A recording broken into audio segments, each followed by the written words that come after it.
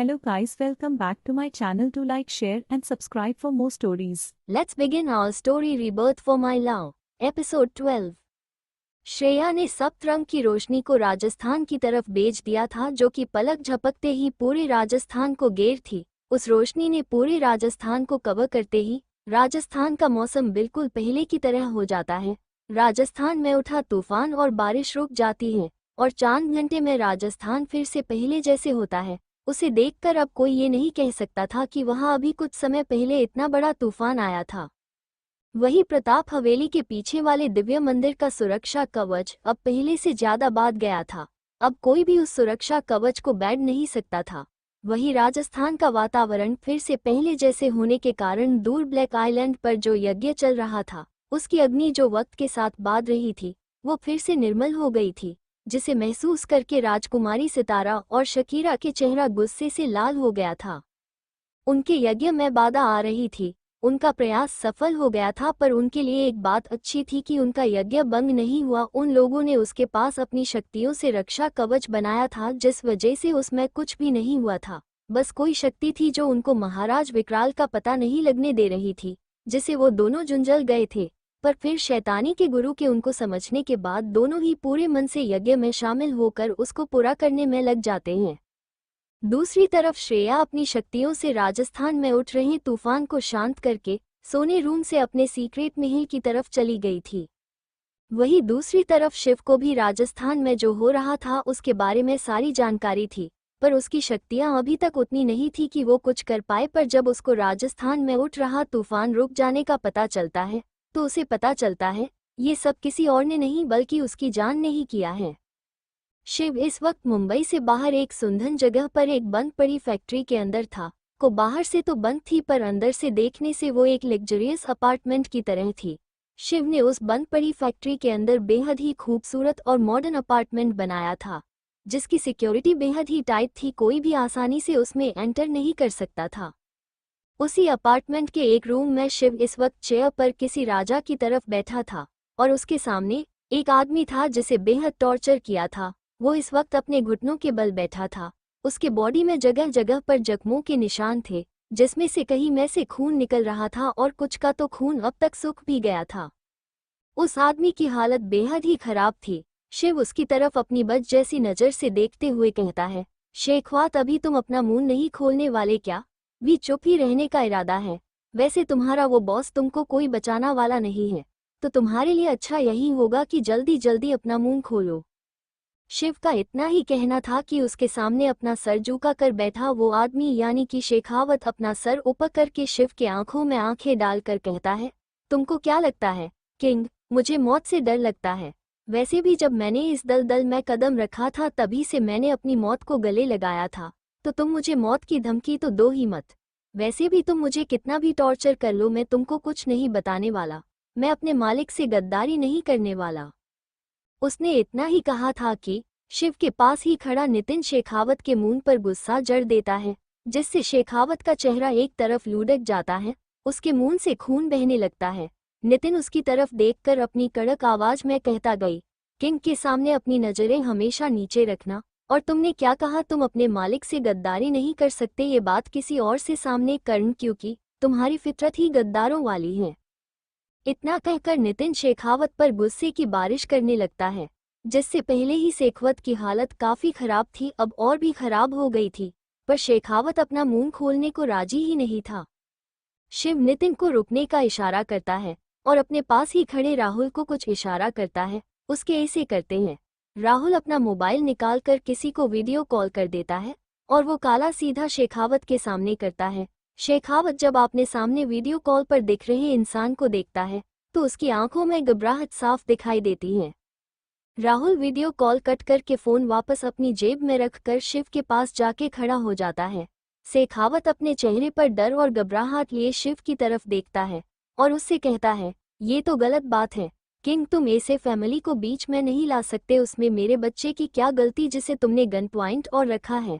दुश्मनी तुम्हारी मेरे साथ है, ना कि उस मासूम के साथ। उसने तेरा क्या बिगाड़ा है? उसकी बात सुनकर शिव जोर जोर से हंसने लगता हूँ और उसकी तरफ अपनी खतरनाक नज़रों से देखते हुए तेज आवाज में कहता है, क्या कहा? तुमने शेखावत फैमिली को क्यों बीच में ला रहा हो, है ना? ये बात तुम्हारे मुंह से अच्छी नहीं लगती शेखावत। क्या तुम इतनी जल्दी भूल गए कि तुमने सबसे पहले फैमिली को बीच में लाया था? तुम्हारी वजह से आज मेरा भाई जैसा दोस्त, जो कि मुझे मेरी फैमिली से भी ज्यादा करीब था, वो आज हॉस्पिटल के बेड पर लेटा हुआ है, जो कि पिछले 5 साल से कोमा है। और अब जब बात तुम्हारे अपने की आए तो तुम ये बोल रहे हो? हाँ, ये सब शिव ने इतनी खतरनाक तरीके से कहा था कि शेखावत को ठंडे पसीने आने लगे। जो शेखावत इतने वक्त से मजबूत बना हुआ था, अब वो बेहद डरा हुआ था। उसे इस दुनिया में किसी से भी प्यारा नहीं था जितना अपने 10 साल के बेटे से था, जिसे उसने सारी दुनिया से छुपा कर रखा था। आज तक उसके किसी भी दुश्मन को उसके बारे में पता नहीं था, पर शिव की बात कुछ और थी। वो अंडरवर्ल्ड को किंग था, उसे किसी के भी बारे में कुछ भी इन्फॉर्मेशन चाहिए तो वो उसके सामने चुटकियों में हाजिर होती थी। शेखावत आखिर में हार मानकर शिव को सच्चाई बताने के लिए राजी होता है। शेखावत एविल गैंग के लिए काम करता था। शेखावत उस गैंग के लीडर के सबसे करीब था, या यूं कहीं उस गैंग का सबसे बड़ा पहिया शेखावत हो था। एविल गैंग जहां हाथ बेहद सारी गैर कानूनी कामों में होता है। 5 साल पहले शिव ने उस गैंग को खत्म किया था, पर यह गैंग फिर से इंडिया में अपने पैर जमाने लगी थी और काफी हद तक कामयाब भी हो गई थी। इनका अब एक ही मकसद था, वो शिव से यानी कि किंग से बदला लेने का, क्योंकि उसने उनके गैंग को खत्म किया था और अब को इस गैंग का लीडर था, उसकी किंग की अलग ही दुश्मनी थी। आज शेखावत को जब पता चल कि शिव अपनी फैमिली के साथ मॉल में, तो उन लोगों ने आज शिव की फैमिली को होम करने का प्लान बनाया था और वो लोग कामयाब भी हो जाते अगर वक्त रहते। शिव की पर्सनल सिक्योरिटी टीम, जो कि छुपकर शिव और उसकी फैमिली को प्रोटेक्ट कर रही थी, उन्होंने वक्त रहते ही सब सबल लिया। पर जब शिव को इस बारे में पता चला तो उसका गुस्सा 7वें स्थान पर पहुंच गया, क्योंकि वो पिछले 5 साल से शेखावत को ढूंढ रहा था, जिसके वजह से उसका दोस्त इस वक्त कोमा में है। उसका नाम सुनते ही उसके सामने 5 साल का सारा दृश्य सामने दिखने लगा था, जिससे शिव को गुस्सा वक्त के साथ बाध ही रहा था। वक्त रहते श्रेया ने शिव का गुस्सा शांत किया, नहीं तो शिव को रुद्र रूप लेने से कोई नहीं रोक सकता था, क्योंकि शिव की शक्तियां अभी उसके कंट्रोल में नहीं थी। वही शेखावत शिव को बता था कि एविल गैंग का नया लीडर, जिसके बारे में खुद उसे कुछ नहीं पता है, उसने उसका चेहरा भी नहीं देखा है, क्योंकि वो जनेशा अपने चेहरे पर मास्क लगाया हुए वो उन सब के सामने आता है। उनको सबको ये तक नहीं पता को वो लड़का है या लड़की, क्योंकि वो हमेशा पूरा कवर होकर ही उन सब के सामने आता था। एविल गैंग का नया लीडर इंडिया में कुछ बड़ा करने वाला है, जिसके तौर पर उसको बेहद बड़ा अमाउंट मिला है। उसके रास्ते जा सबसे बड़ा काटा तुम हो, और साथ में उसकी तुमसे पर्सनल दुश्मनी भी है, ऐसा मुझे लगता है, क्योंकि उसकी आंखों में तुम्हारा नाम लेते जिन तुमको जान से मारने की प्रबल इच्छा मैंने देखी है। तुम्हारे बारे में उसके पास हर एक छोटी से छोटी डिटेल है उसके पास, इसलिए अगर आज तुम मुझे मार भी देते हो तो मुझे कोई गम नहीं, क्योंकि उसके हाथों से तुम नहीं बचने वाले। वैसे सुना है तुम्हारी शादी है 3 दिन बाद, कुछ भी हो सकता है, जरा सब्र कर। इतना कहकर वो जोर जोर से हंसने लगता है। उसकी बातें सुनकर शिव का माथा ठनक गया। वो अपनी चेयर से उठकर उसके पास जाकर उसका जबड़ा अपने हाथ में कसते हुए उससे कहता है, शेखावत तुमको बेहद हंसी आ रही है ना, तो तुम चिंता मत करो, तुमको बाद में हंसने का पूरा मौका मिलेगा। अब जल्दी से अपना मुंह खोलो। शेखावत का शिव का अपना जबड़ा पकड़ने से तेज दर्द हुआ, जो उसके चेहरे से साफ पता चला रहा था। शिव के कहे गए शब्द सुनकर वो उसकी तरफ देखकर अपने आंखों से ही अपना जबड़ा छोड़ने की विनती करता है। शिव उसका जबड़ा कसकर दबाकर छोड़ता है।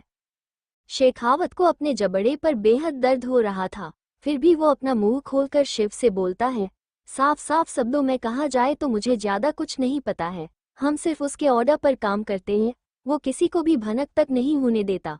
मैं उस गैंग से सिर्फ तुम्हारी बर्बादी देखने के लिए जुड़ा हुआ हूँ, इसलिए मुझे उसके बारे में ज्यादा कुछ नहीं पता। जितना पता है उतना तुमको बता चुका हूँ। अब तुम मेरे बेटे को छोड़ दो, उसको कुछ मत करना। उसकी बात सुनकर शिव राहुल को कुछ इशारा करके उस रूम से चला जाता है। राहुल उसके इशारा अच्छे से समझ चुका था। राहुल अपनी बंदूक की सारी गोलियां शेखावत के ऊपर खाली करता है। शेखावत बेजान से नीचे पड़ जाता है। शिव इस जगह से सीधा सिंघानिया मेंशन चला गया। अपने कमरे में आकर अपने कमरे में बने हुए स्टडी रूम में चला जाता है। शिव ने पहले ही अपनी फैमिली की और साथ में मेहरा फैमिली की भी सिक्योरिटी पहले से 2 गुना बढ़ा दी थी। उसके स्पेशल और सबसे खतरनाक व्हाइट ड्रैगन की आर्मी इस वक्त सुन के परिवार की सबकी नज़र से छुपकर प्रोटेक्ट कर रही थी। साथ में एक वेल ट्रेन कमांडो की एक पूरी आर्मी सामने से उसके परिवार को प्रोटेक्ट कर रही थी। अब उसे सिर्फ इस सिविल गैंग के लीडर को ढूंढना था जो कि उसके बेहद ही पास था, जैसे कि उसे शेखावत ने बताया था। शिव अपने इस वक्त अपने स्टडी रूम में बैठकर अपने लैपटॉप पर कुछ कर रहा था और कुछ ही समय बाद उसका काम हो गया था, जिससे उसके चेहरे पर एक लंबी सी स्माइल थी। शिव स्टडी रूम से अपने कमरे में आकर फ्रेश होकर अपने बेड पर लेटकर सोने की कोशिश करने लगता है। वहीं दूसरी तरफ श्रेया इस वक्त अपने सीक्रेट महल में थी। उसके सामने इस वक्त उसके लिए काम करने वाले लोग थे, जो कि उसके सबसे भरोसेमंद लोगों में से एक थे। श्रेया के सामने इस वक्त 5 लोग थे, जिनमें 3 लड़कियां थीं और 2 लड़के थे। तीनों लड़कियां यानी कि आकृति, जिसकी उम्र 23 साल की थी, जो कि एक वेल ट्रेन फाइटर है। दूसरी लड़की यानी कि नियति खन्ना 23, जो कि एक वकील है, साथ में वो अच्छी खड़ी फाइटिंग भी करती है। और तीसरी लड़की का नाम है आरवी, जिसकी उम्र 20 साल है। ये शूटिंग मई पासलिस्ट है, साथ में फाइटिंग में भी अच्छी है।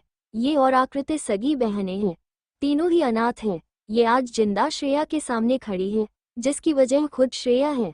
आज ये तीनों को भी इतनी अच्छी और लग्जरियस लाइफ जी रही थी, जिसका सारा क्रेडिट श्रेया को ही जाता है।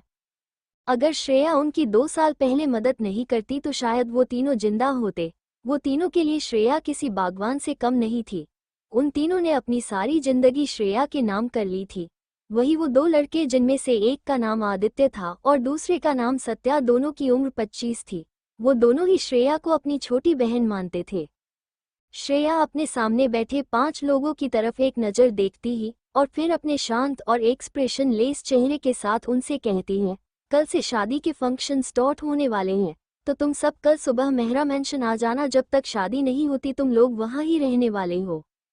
उसने इतना ही कहा था कि वहाँ बैठे 5 लोगों के चेहरे चमकने लगे। उनकी आंखों में अजीब सी ही चमक दिखाई देने लगी थी, जैसे उनको उनके कोई मनपसंद चीज मिल गई थी। उनके चेहरे देखकर श्रेया समझ गई थी कि उसके सामने बैठे 5 जान बेहद खुश हैं। श्रेया आगे कहती है, तुम 5 लोगों को तो पता ही खतरा कितनी तेजी से पास आ रहा है, तो तुम सबको हर समय चौकना रहना है। मैंने अपनी सबसे काबिल टीम इस वक्त फैमिली की सुरक्षा हेतु तैनात की है, पर फिर भी तुम लोग हर समय अलर्ट रहना। इतना कहकर वो बिना उन लोगों को कुछ कहने का मौका दिए बगैर वहां से चली जाती है। श्रेया के वहां से जाते ही वो 5 लोग किसी छोटे बच्चे की तरह नाचने लगते हैं। आकृति, आरवी और नियति तो इतनी खुश थी कि उनकी खुशी उनके चेहरे से साफ पता चल रही थी। वो तीनों शादी के लूटे अपने कपड़े पैक करने चले जाते हैं। आदित्य और सत्य दोनों भी वहां से अपनी पैकिंग करने चले जाते हैं। श्रेया अपने कमरे में आकर फ्रेश होकर सीधा अपने बेड पर लेट जाती है। लेटते ही उसको नींद आ जाती है। उसे सोए हुए आधा घंटा ही हुआ होगा कि कोई बालकनी से उसके रूम में एंटर करता है। बालकनी का डोर क्लोज करके वो शख्स श्रेया के पास जाकर बेड पर लेट करता है और श्रेया को उसकी कमर से पकड़ अपनी तरफ खींचकर उसके बालों में अपना सर घुसाकर उसको पाने बाहों में भर लेता है। श्रेया थोड़ी कसमसा जाती है, फिर उसके बाहों में खुद को अच्छे से एडजस्ट करके वो सो जाती है। उसको ऐसे करता देख उस शख्स के चेहरे पर हल्की सी मुस्कान आ जाती है। वो शख्स और कोई नहीं बल्कि शिव ही था, जिसे अपनी जान की बगैर नींद नहीं आ रही थी, इसलिए वो उसके पास आ गया और अभी उसे हक करके लेता था। शिव श्रेया के बालों से अपना सर निकलकर उसके चेहरे को देखने लगता है। श्रेया के चेहरे पर इस वक्त दुनिया जहां का सुकून नजर आ रहा था, जिसे देख शिव को भी सुकून महसूस हो रहा था। शिव श्रेया के चेहरे की ओर झुकता है और उसकी चरी जैसे मुलायम होठों को अपने गिरफ्त में लेके चूसने लगता है। जैसे जैसे वक्त बीत रहा था वैसे उसकी किस और भी पैशनेट होती जा रही थी। श्रेया को जब नींद में सांस लेने को दिक्कत होने लगती है तो वो धीरे धीरे अपनी आंखें खोलने लगती है। वो अपनी आंखें खोकर देखती है तो उसके आंखों के सामने शिव का हैंडसम चेहरा था, जो कि अपनी एंजल बंद करके उसके होठों को किस करने में बिजी था। श्रेया अपने हाथों से शिव को पीछे धक्का देती है क्योंकि उसको सांस लेने में दिक्कत हो रही थी। शिव को जब एहसास होता है श्रेया की नींद खुल गई है और उसे सांस लेने में दिक्कत हो रही है, जिस वजह से वो उसे पीछे धक्का दे रही है, तो वो अपने होठों को श्रेया से होठों से अलग कर अपनी नशीली आंखों से श्रेया के चेहरे को देखने लगता है, जो कि इस वक्त किस की वजह से लाल हो गया था। साथ में वो अपनी सांस नॉर्मल करने की कोशिश कर रही थी। शिव श्रेया के लाल गालों पर अपने होठ रखकर इन पर बारी बारी किस करता है। उसके बाद वो श्रेया के गले पर अपने होंठ फिराने लगता है। जिसे महसूस कर श्रेया की धड़कनें बढ़ने लगती हैं, जिसे शिव आसानी से सुन पा रहा था। शिव श्रेया के गले से होते हुए उसके कॉलर बोन पर किस करने लगता है।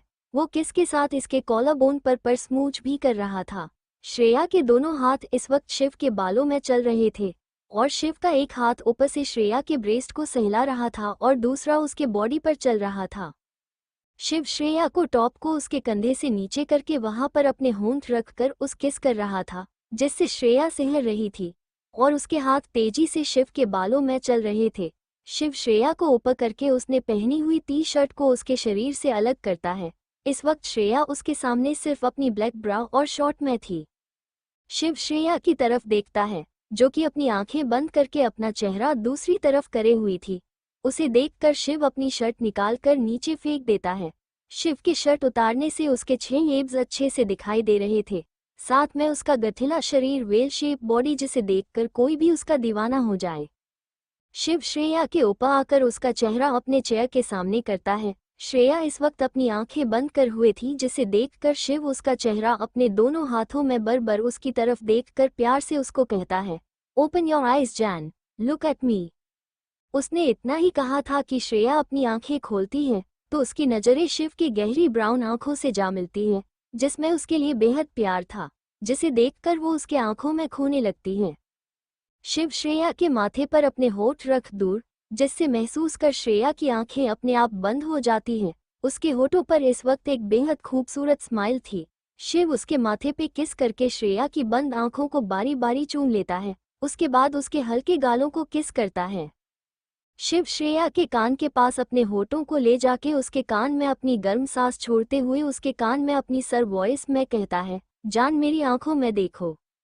उसकी आवाज़ सुनकर श्रेया अपनी आंखें खोलकर शिव की आंखों में देखती है। जिले आंखों में उसे आज कुछ अलग ही इमोशन देखते हैं, जिसे देखकर वो समझ जाती है कि कोई बात है जो शिव को परेशान कर रही है, जिसे समझकर वो आगे बढ़कर अपने होठों को शिव के होठों पर रख देती है और अपने दोनों हाथों का हार बनाकर उसके गले में डाल देती हैं। शिव जब श्रेया को खुद से आगे बढ़कर किस करता देखता है तो वो खुश होता है और वो भी उसका साथ देना लगता है। दोनों ही एक दूसरे को पैशनेटली किस कर रहे थे। वक्त के साथ दोनों की किस एक डिप किस में बदल जाती है। शिव अपनी जिप को श्रेया के मुंह में एंटर कर उसके मुंह को एक्सप्लोर करने लगता है, जिसमें श्रेया भी उसका साथ दे रही थी। दोनों की ही जीभ एक दूसरे के साथ खेल रही थी। शिव का एक हाथ श्रेया के ब्रेस्ट को सहला रहा था और दूसरा उसकी कमर को सहला रहा था। श्रेया का एक हाथ शिव की खुली पीठ पर चल रहा था और दूसरा उसके बालों को सहला रहा था, जिसे शिव एक्साइटेड हो रहा था। जब दोनों को ही सांस लेने में दिक्कत होने लगी तो लगभग 30 मिनट बाद शिव श्रेया के होठों को छोड़कर श्रेया की लंबी किस के कारण सांस ऊपर नीचे होने से उसकी ब्रेस्ट भी ऊपर नीचे हो रही थी, जिसे देखकर शिव अपनी होठों की श्रेया के क्लीवेज पर रख देता है।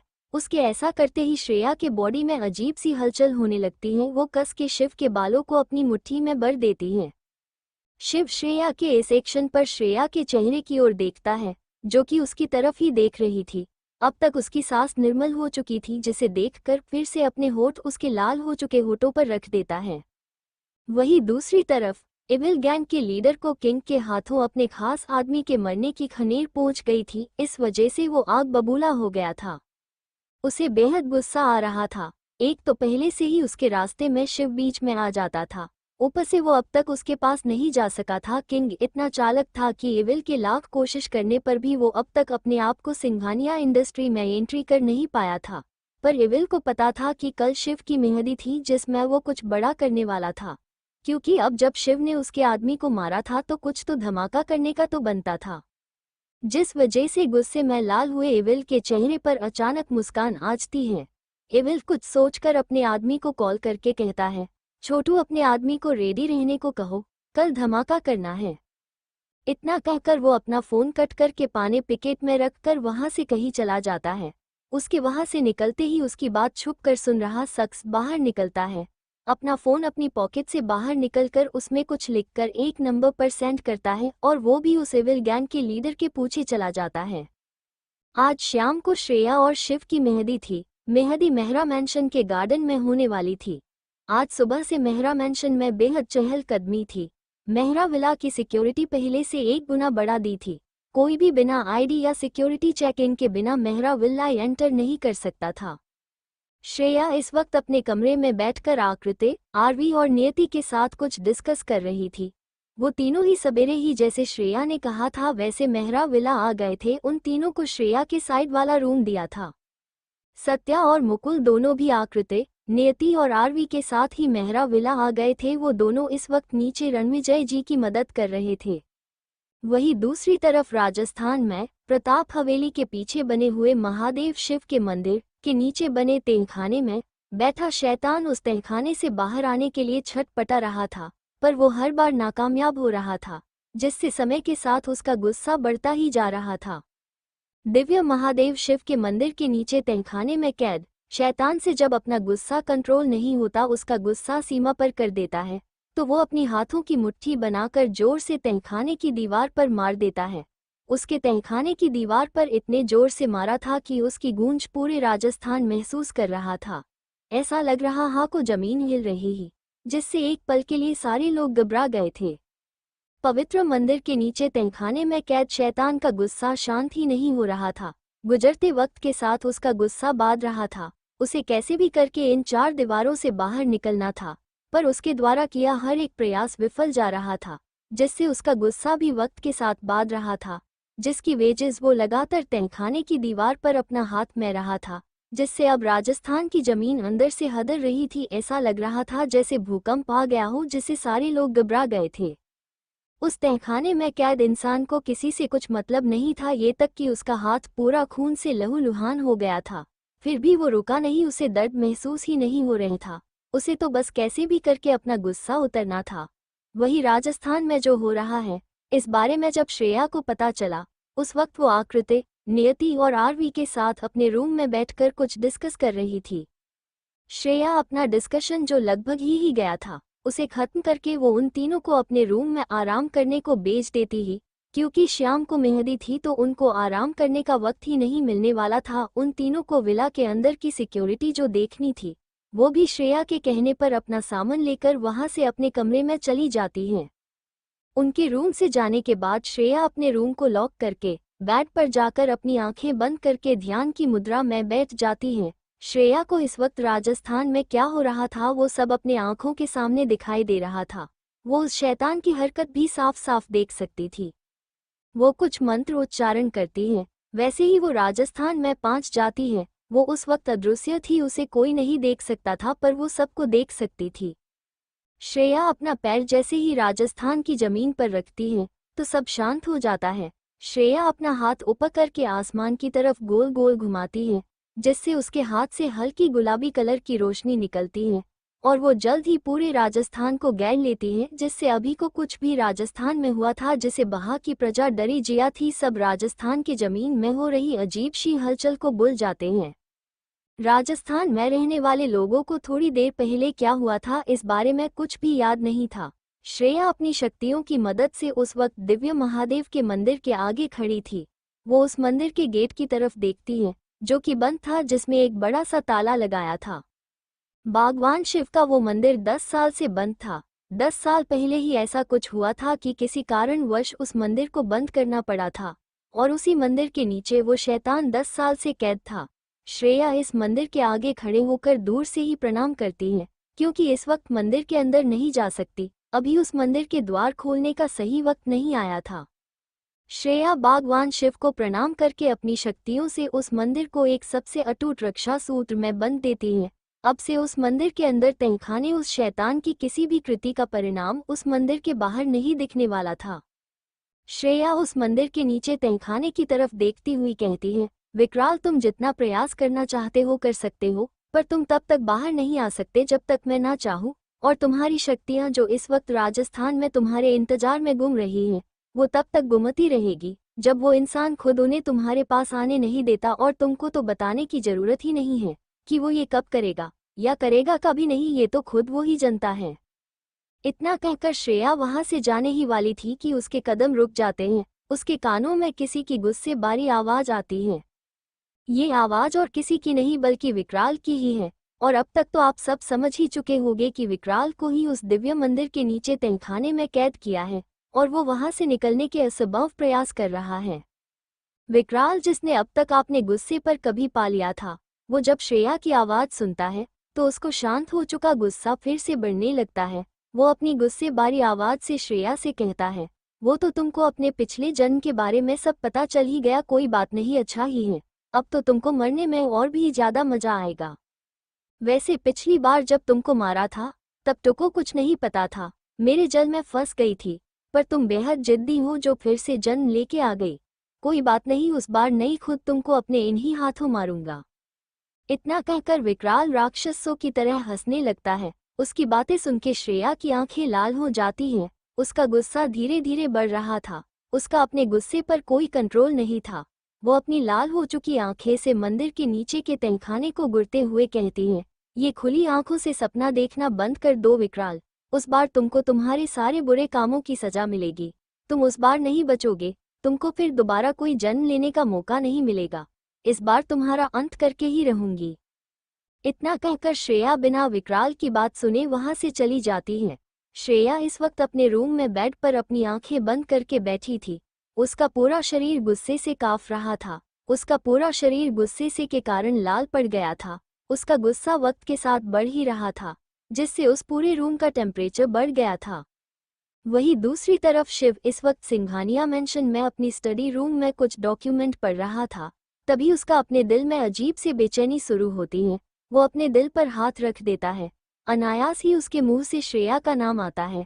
वो खुद से ही कहता है, मुझे इतनी बेचैनी क्यों हो रही है? कहीं मेरी जान किसी खाते में तो नहीं है? मुझे पता लगाना होगा। इतना कहकर शिव अपनी आंखें बंद करता गई और श्रेया को याद करता है। वैसे ही उसके समवेत श्रेया का चेहरा दिखाई देता है, जो इस वक्त पूरा लाल हो गया था। उसकी आंखें बंद थी, वो ध्यान की मुद्रा में बैठी थी और उसका पूरा शरीर गुस्से से कांप रहा था। श्रेया को ऐसे देखकर एक पल के लिए शिव घबरा जाता है। उसे समझते देर नहीं लगती कि श्रेया की ऐसी बड़ी ही कंडीशन क्यों है। वो जल्द से जल्द श्रेया के पास पहुंचना चाहता था। वो अपने मन में कुछ मंत्र कहना है, जिससे वो अपनी स्टडी रूम से सीधा श्रेया रूम में उसके सामने टेलीपोर्ट कर देता है। शिव जब रूम में टेलीपोर्ट करता है तो उसे गर्मी लगने लगती है, जो कि श्रेया के गुस्से की वजह से उस पूरे रूम का टेम्परेचर बढ़ा हुआ था। ये बात शिव को अच्छे से पता चल रही थी। शिव आगे बढ़कर श्रेया को अपनी गोद में उठाकर बाथरूम में के जाके खड़ा करके शावर ऑन कर देता है और श्रेया को कस के फेंक लगाए खड़ा हो जाता है। श्रेया के ऊपर जब गर्म पानी पड़ता है और शिव के एहसास से उसका गुस्सा धीरे धीरे शांत होने लगता है। हरे धीरे धीरे अपनी आंखें खोलकर सामने देखती है तो उसे अपने आंखें के सामने शिव का हैंडसम चेहरा देखता है। इस वक्त उसके चेहरे पर परेशानी और उसके लिए ढेर सारी चिंता साफ दिखाई दे रही थी। शिव जब श्रेया को अपनी बिंके खोले देखता है तो वो श्रेया का चेहरा अपने हाथ में लेता है, जो अभी भी थोड़ा गर्म ही था, और श्रेया की आंखें अभी भी खून के कलर जैसी लाल थी। शिव श्रेया का चेहरा अपने चेहरे के करीब करके उसके माथे पर किस करता है, जिससे श्रेया की आंखें शिव के एहसास से अपने आप बंद ही जाती हैं। शिव आगे बढ़कर उसकी बंद हो चुकी आंखों पर किस करता है। उसके बाद उसके दोनों लाल हो चुके गालों पर किस करता है। फिर श्रेया के लाल मुलायम होठों पर अपने होठ रख देता है और बड़े ही प्यार से उसको किस करने लगता है, जिससे श्रेया का गुस्सा धीरे धीरे कम हो रहा था। साथ में उसकी बॉडी जो गुस्से के कारण लाल हो गई थी वो धीरे धीरे अपने ओरिजिनल कलर में आ रही थी। वहीं दूसरी तरफ विकराल का गुस्सा अपनी सारी हदें पार कर चुका था। श्रेया के कहे गए शब्द अब भी उसके कानों में गूंज रहे थे, जिससे वो गुस्से से लाल हो गया था। उसका चेहरा गुस्से के कारण बेहद ही खतरनाक देख रहा था। कोई उसे देखता तो वो सीधा बेहोश होने गिर पड़ता। विकराल का गुस्सा सारी हदें पार कर चुका था। वो अपने गुस्से को कंट्रोल करने के लिए जोर से चिल्लाते हैं, जिससे वो पूरा तहखाना हिल जाता है। पर इस मंदिर या उसके आसपास के एरिया पर उसका कोई भी प्रभाव नहीं होता, क्योंकि श्रेया ने उस पूरे तहखाने की एक अटूट सुरक्षा चक्र में बांधा था, जिससे विकराल के गुस्से से बाहर किसी को क्षति न पहुंचे। केरल उस तहखाने के अंदर खुद को एक कैदी की तरह बंद देखकर बेहद ही चिढ़ा हुआ था। ये बात उसके यहाँ का को ठेस पहुंचा रही थी। 10 साल से एक गहरी नींद में होने के कारण उसको इस तहखाने में कैद होने का कोई फर्क नहीं पड़ा था, पर जब से उसने अपनी आंखें खोली और अपने आप को इस तहखाने में कैद देखा तो वो बौखला गया था। उसकी शक्तियां भी उसके पास नहीं थी जिससे वो इस तहखाने से बाहर आ सके। वो इतना तो समझ चुका था, ये तहखाना पवित्र शिव मंदिर के नीचे है और इसे एक सुरक्षा कवच में बंधा है, जिससे वो अभी नहीं निकल सकता था। विकराल को अब वो तहखाना कटने को दौड़ रहा था। 10 दिन हो गए थे उसकी चेतना लौटे हुए। तब से उसने हर एक संभव प्रयास किया था इस कैद से छूटने के लिए, पर हर एक प्रयास विफल हो गया था। और अभी श्रेया की बातें सुनकर उसका गुस्सा उसके कंट्रोल से बाहर हो गया था, जिससे अब वो खुद को ही नुकसान पहुंचने लगा था। विकराल खुद का हाथ तहखाने की दीवार पर मार रहा था, जिससे इससे खून पानी की तरह बह रहा था, पर इस बात का होश उसको नहीं था। उसकी नेक भी खून के कौले की तरह लाल हो गई थी। विकराल खुद को नुकसान पहुंचाने में लगा था। तभी उसे ऐसे करने से रोकने के लिए उसके कानों में किसी की आवाज आती है। ये और कोई नहीं बल्कि उसका गुरु था, क्योंकि उस वक्त अपनी सारी शक्तियों का इस्तेमाल करके विकराल से संपर्क कर रहे थे। उनको जैसे ही एहसास हुआ कि विकराल खुद को ही होम कर रहा है, जिसमें उसका ही नुकसान है, ऐसा ही चलता रहा तो वो अभी जिस शरीर में है, वो शरीर ज्यादा देर तक उसका अत्याचार नहीं सह पाएगा। इसलिए वो उससे कांटेक्ट करते हैं और उससे कहते हैं, विकराल रुक जाओ, तुम ये क्या कर रहे हो, होश में आओ। तुमको कैसे भी अपने गुस्से पर काबू पाना होगा। तुम ऐसा गुस्सा अपने आप पर ही नहीं उतर सकते। तुम अभी जिस शरीर में हो ये तुम्हारा गुस्सा नहीं झेल सकता, इसलिए अपने गुस्से को सहेज कर रखा, टाइम आने पर इस्तेमाल करना। अभी कोई भी बेखौफी मत करना। तुम अच्छे से जानते हो कि इस वक्त तुम्हारे पास तुम्हारी शक्तियां नहीं हैं, जिससे तुम अपने आप को शक्तिशाली बना सको। इसलिए जब तक तुम्हारी शक्तियां नहीं मिलती तब तक अपने आप को होम मत करो। बेहद जल्द तुम इस वक्त जहां पर भी हो वहां से आज़ाद होगे। वो दिन दूर नहीं है जब तुम अपने दुश्मन के सामने खड़े होकर उससे लड़ोगे। बस कुछ दिन की बात है। अपने गुस्से से खुद को होम मत करना। इतना कहकर विकराल के गुरुदेव की आवाज आना बंद हो जाती है, पर उस आवाज का विकराल पर इतना गहरा असर पड़ा कि उसने अपने आप को होम करना बंद कर दिया। वो अपने गुरुदेव की बातों को मतलब अच्छे से समझ रहा था।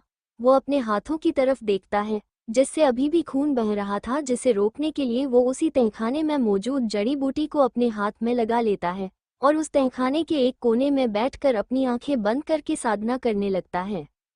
वहीं दूसरी तरफ मेहरा विला में मेहंदी की सारी तैयारी हो चुकी थी। शाम के 6 बजे थे। सारी सिंघानिया फैमिली अपने साथ मेहंदी लेके वहां पर आई थी। शिव ने आज बेहद ही खूबसूरत मेहंदी कलर का कुर्ता और ऑफ वाइट कलर की पैंट पहनी हुई थी, जिसमें वो बेहद ही हैंडसम लग रहे था। वो इस वक्त गार्डन में जहां मेहंदी का इंतजाम किया था वहां पर बैठा था और उसकी नजरें बेसब्री से श्रेया का वेट कर रही थी। उसी के पास उसके तीनों भाई बैठे थे। उन लोगों ने भी ग्रीन कलर के शेड में ही कुर्ता और पैंट पहने हुए थे। तीनों ही बेहद हैंडसम लग रहे थे। वो चारों ही अभी गार्डन में बैठकर बातें कर रहे थे। वही गार्डन में मौजूद सभी लड़कियां उनको ही प्यार से निहार रही थी, पर इनको उनसे कुछ मतलब ही नहीं था। सब अपने में ही मस्त थे। कुछ ही देर में खुशी, जिसने आज ग्रीन कलर का लहंगा पहना था और फूलों की ज्वेलरी वेयर की थी, हल्के से मेकअप में बालों को अच्छा सा स्टाइलिश बनाया था, जिसमें वो आज बेहद ही खूबसूरत लग रही थी। वही उसी के साथ ही आकृति, नियति और आरवी तीनों ने ही ग्रीन कलर के शेड में ही ड्रेस पहने थे और फूलों की ज्वेलरी वेयर की थी। तीनों भी कुछ कम नहीं अलग रही थी। वो चारों ही अपने साथ श्रेया को लेकर गार्डन की तरफ आ रही थी। उन चारों के बीच में श्रेया चल रही थी। आज श्रेया ने बेहद ही खूबसूरत मेहंदी कलर का लहंगा और चोली पहनी थी, जो कि उसके ऊपर काफी खिल रही थी। उसने बेहद ही खूबसूरत फ्लावर की ज्वेलरी वेयर की थी, जिसमें वो बला की खूबसूरत लग रही थी। उसने ज्यादा मेकअप नहीं किया था, बस लाइट मेकअप में ही श्रेया इस वक्त स्वर्ग से उतरी हुई अप्सरा से कम नहीं लग रही थी। श्रेया के बालों का फ्रेंच बनाया हुआ था, जिसमें से 2 लेते उसके गाल को बार बार छू रही थी। जब शिव की नज़र श्रेया पर पड़ी तो वो बस उसको देखता ही रह गया। उसकी नज़रें एक तक उसके चेहरे पर टिक गई थी। वही उसके एप्स बैठे हुए उसके भाइयों का भी कुछ ऐसा ही हाल था। इन तीनों की नज़र भी श्रेया के साथ चल रही 3 लड़कियों के चेहरे पर टिक से गई थी। और कोई और भी था जो प्यार से हमारी खुशी को निहार रहे था। इन सब से बेखबर श्रेया और उसके साथ चल रही चारों लड़कियों स्टेज पर आकर श्रेया को बैठा देती हैं और उसके पास ही बैठ जाती हैं। थोड़ी ही देर में मेहंदी की रस्म शुरू हो जाती है। शिव को श्रेया के बगल में बिठाया गया था। उसकी छुई हुई मेहंदी श्रेया के हाथों पर लगनी स्टार्ट हो गई थी। शिव कुछ देर श्रेया के पास बैठकर रस्म पूरी कर वहां से अपने भाइयों के पास चला गया था। वही आरवी और खुशी सबके सामने आकर सबका ध्यान अपनी तरफ करके खुशी कहती है, हेलो लेडीज एंड जेंटलमैन, मैं खुशी। आरवी कहती है, और मैं आरवी। खुशी कहती है, आप सब सोच रहे होंगे कि हम ये पर क्या कर रहे होंगे हैं ना। आरवी कहती है, तो चलो आपको बता ही देते हैं। इतना कहकर वो खुशी की तरफ देखती है तो खुशी आगे कहती है, आज मेरे भाई की मेहंदी है। आरवी कहती है, और मेरी दोस्त जो कि मेरे लिए मेरी बहन जैसे ही उसकी मेहंदी है। खुशी कहती है, मेहंदी तो है, पर इतनी रूखी सूखी मेहंदी, ये बात मुझे कुछ हजम नहीं होती। आरवी कहती है, हाँ खुशी ठीक कह रही है, आते बला मेरे दोस्त की मेहंदी ऐसे कैसी रूखी सूखी होगी। इतना रहकर वो सभी फैमिली मेंबर्स और मेहमानों की तरफ देखकर कहती है, तो फिर क्या बोलते हो आप सब, म्यूजिक और डांस के बगैर मेहंदी हो सकती है क्या। उसकी बात पर सबने में अपना सर हिला देते हैं और जोर से ना कहता है, जिसे देखकर सरबी और खुशी एक दूसरे की तरफ देखकर मुस्कराते हैं और साथ में कहते हैं, तो चलो फिर आज की मेहंदी को कुछ यादगार बनाते हैं। उनके इतना ही कहा था कि डांस का सेटअप किया था, वहाँ की लाइट ऑफ हो जाती है और वहाँ पर डिम लाइट पड़ती है जिसके नीचे 4 लड़कियों खड़ी हुई दिखती हैं। तभी सॉन्ग प्ले होता है और उन चारों पर रोशनी पड़ती है जिस उनका चेहरा साफ दिखाई देता है और चारों गाने के ताल पर थिरकने लगती हैं। ये कुड़ियाँ नशे दिया पुड़िया ये मुंडे गली ते गुंडे। नशे दिया पुड़िया गली दे गुंडे चारों ही श्रेया के आगे आकर डांस करने लगती हैं। श्रेया के हाथों की मेहंदी की तरफ इशारा करते हैं, फिर शिव की तरफ के डांस स्टेप करने लगती हैं। मेहंदी लगा के रखना, डोली सजा के रखना, लेने तुझे ओ गोरी आएंगे तेरे सजना। सहरा सजा के रखना, चेहरा छुपा के रखना, ये दिल की बात अपने दिल में दबा के रखना। गाना चेंज होता है और दूसरा गाना बजता है जिसमें नियति, आकृति और खुशी बेहद अच्छा डांस कर रही थी। उन्हीं के साथ उनको कुछ और भी औरतें जॉइंट हो जाती हैं। मेहंदी है रचने वाली, हाथों में गहरी लाली, कहे सखियां अब कलियां। हाथों में खिलने वाली है, तेरे मन को जीवन को नई खुशियां मिलने वाली हैं। मेहंदी है रचने वाली, हाथों में गहरी लाली, कहे सखियां अब कलियां। हाथों में खिलने वाली है, तेरे मन को जीवन को नई खुशियां मिलने वाली हैं। अब कहीं जाकर मेहंदी मेहंदी जैसे लगने लगी थी, सबके चेहरे पर मुस्कान थी। ओ हरियाली बन्नो ले जाने तुझको, गोया आने वाले हैं सैया। थमेंगे आके बाइयां, गूंजेगी शहनाई, अंगनई अंगनई। मेहंदी है रचने वाली, हाथों में गहरी लाली, कहे सखियां अब कलियां। हाथों में खिलने वाली हैं, तेरे मन को जीवन को नई खुशियां मिलने वाली हैं। गाए माया और मौसी, गाए बहना और भाभी की मेहंदी खिल जाए, रंग लाए हरियाली बन्नी। ऐसे ही एक के बाद एक सॉन्ग प्ले होते हैं और चारों लड़कियों सबको अपने साथ नाचने पर मजबूर कर लेती हैं। उनको ऐसे देखकर दिया जी, नेहा जी, सुनीता जी और दादी आपस में ही बात कर रही थी कि ये सब आज इतने नाच रहे हैं तो संगीत के दिन क्या होने वाला है। वहाँ का मौसम बेहद खुशनुमा हो गया था। अब तक श्रेया की मेहंदी भी लग चुकी थी। उसके दोनों हाथों पर और पैरों पर बेहद ही खूबसूरत डिजाइन की मेहंदी लगी हुई थी। दोनों हाथों में दूल्ही और दुल्हन का चित्र बनाया गया था। साथ में उसने बेहद ही खूबसूरती से शिव का नाम लिखा हुआ था। मेहंदी के बाद उनका कुछ देर तक फोटोशूट होता है। आज सभी लेडीज के हाथ ही में मेहंदी लगी थी, इसलिए सभी जेंट्स उनको अपने हाथों से खाना खिला रहे थे। मेहंदी का फंक्शन होने के बाद सिंघानिया फैमिली अपने घर चली जाती है और मेहरा फैमिली के सभी मेंबर अपने अपने कमरे में सोने चले जाते हैं, क्योंकि कल 2 फंक्शन थे तो कल का दिन आज से ज्यादा थका देने वाला होने वाला था। वही जहां एक तरफ मेहरा और सिंघानिया फैमिली में खुशी का माहौल था, वही दूसरी तरफ कोई था जिससे उनकी ये खुशी देखी नहीं जा रही थी और वो बेहद जल्द कुछ बड़ा करने वाला था, जिससे इस वक्त सब अनजान थे कि शिव और श्रेया के ऊपर खतरा कितने तेजी से बढ़ रहा था। ब्लैक आइलैंड के बीचों बीच बने काले तलब के पास वाली खतरनाक गुफा से आ रही मंत्र उच्चारण की आवाज से उस पूरे ब्लैक आइलैंड में गूंज रही थी, जिससे कई सालों से सो रही राक्षसी शक्तियां बाहर आ रही थी, जिससे उस आइलैंड का माहौल बेहद ही डरावना हो गया था।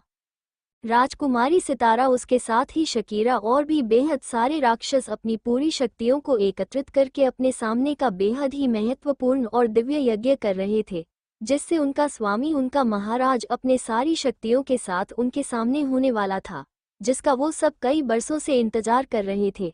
वो लोग लगातार 3 दिन से यज्ञ में बैठे थे, कोई भी कुछ सेकंड के लिए भी अपनी जगह से हिला नहीं था। वहीं दूसरी तरफ उसी ब्लैक आइलैंड के कुछ ही दूरी पर समुद्र के बीचों बीच एक बेहद ही खूबसूरत आइलैंड दिखाई दे रहा था। इस वक्त उस आइलैंड पर एक बेहद ही बड़ा तपस्वी अपनी साधना में लीन था। वो तपस्वी करीब पिछले 100 सालों से उस आइलैंड पर अपनी तपस्या कर रहा था। वो आइलैंड ब्लैक आइलैंड से पूरी तरह अलग था। ब्लैक आइलैंड और काली और शैतानी शक्तियों का वास था, तो वही उससे ही कुछ दूरी पर बने हुए आइलैंड पर दैवी शक्तियों का वास था। दोनों आइलैंड के बीच का अंतर बेहद कम थे, पर आज तक ब्लैक आइलैंड पर रहने वाले शैतानों को उस आइलैंड के बारे में कुछ भी नहीं पता चला था, क्योंकि उस आइलैंड के आसपास के 20 किलोमीटर के दूरी पर अगर कोई शैतानी या नकारात्मक शक्ति का आभास होता तो ये आइलैंड खुद को ही समुंदर के अंदर ले जाता, जिससे आज तक किसी को भी उस आइलैंड के बारे में पता नहीं चला। कोई भी देव हो या मनुष्य या राक्षस उस आइलैंड में प्रवेश नहीं आ कर सकता था। उस आइलैंड को पिछले 100 साल से अपने मालिक का इंतजार था, जिसने इस सदी में जन्म तो के लिया था, पर अब तक उसको उस आइलैंड के बारे में कुछ भी पता नहीं था। अभी सही समय नहीं आया था कि उस आइलैंड का स्वामी वहां पर अपने पांव रखे। वही उस आइलैंड पर तपस्या कर रहा वो शख्स अपनी आंखें बंद करके ही ब्लैक आइलैंड पर इस वक्त क्या चल रहा है वो सब देख रहा था, जिससे उसके चेहरे पर चिंता की लेकर साफ देखी जा सकती थी। वो अपनी आंखें खोलकर अपने सामने देखता है और खुद से ही कहता है, नहीं, उस बार नहीं, कुछ भी हो जाए पर इस बार वो अपना कर्म करे बिना उसे कुछ नहीं हो सकता। इस बार कोई भी खतरा कितना भी बड़ा हो उसको हानि नहीं पहुंचा सकता। मैं ऐसा होने नहीं दूंगा। तुम कितनी भी कोशिश कर लो सितारा, तुम असफल ही होने वाली हो। इतना कहकर वो अपनी आंखें बंद करके फिर से अपनी साधना में लीन हो जाता है। वही दूसरी तरफ उसके कहे गए शब्दों को यज्ञ के सामने बैठी सितारा अच्छे से सुन पा रही थी, जिससे उसके चेहरे पर गुस्से के भाव दिखने लगे। वो अपनी आंखें बंद करके वैसे ही कहती है, तुम कितनी भी कोशिश कर लो पर उसको तो मरना ही होगा। इतना कहकर वो अपने उंगली को हल्का सा कट लगाकर उस जलती हुई पवित्र अग्नि नई अपने खून की आहुति देती है, और उसके ऐसे करते ही वो अग्नि अपना आकर बढ़ा देती है, जिसका ताप दूसरी तरफ मेहरा विला में अपने कमरे में सो रही श्रेया आसानी से महसूस कर सकती थी। उस अग्नि के ताप से उसका पूरा शरीर रोने लगा था।